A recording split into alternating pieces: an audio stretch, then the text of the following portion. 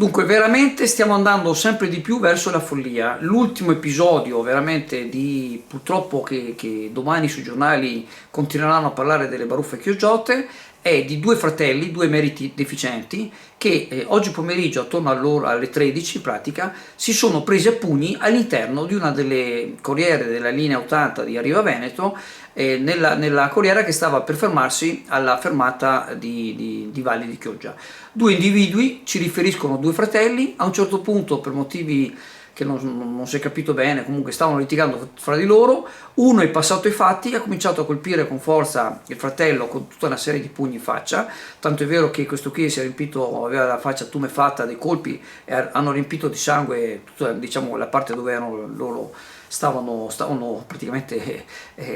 facendo questa rissa in pratica, con il panico delle persone a bordo, molte signore. L'autista ha fermato la corriera, taci che in quel punto la Romea è abbastanza ampia, quindi si è potuto fermare in sicurezza, e chiamando le forze dell'ordine, che sono poi intervenute anche con l'ambulanza. Uno dei due si è allontanato immediatamente, mentre l'altro è rimasto là praticamente un po' scioccato dai colpi che aveva subito. Ma oltre, diciamo, alla pazzia di questo fatto, oltre al fatto che questi due sembra che siano, alcuni ci hanno riferito che erano due fratelli,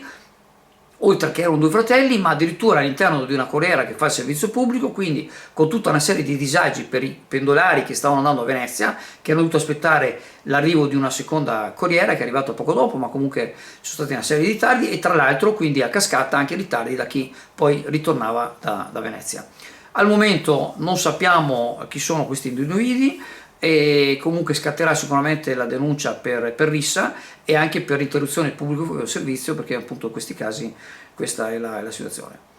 Che dire, veramente sembra che la nostra città veramente stia, soprattutto per quanto riguarda gli autisti di Arriva Veneto, infatti nel primo momento che ci hanno riferito temevamo che fosse l'autista aggredito, invece questa volta l'autista per fortuna è stato risparmiato e si sono presi a pugni tra di loro.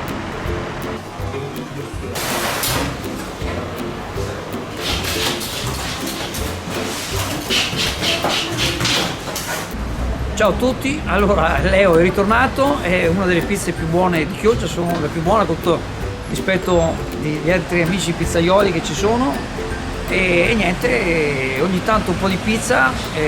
va bene, si mangia dolcissima, si scioglie in bocca.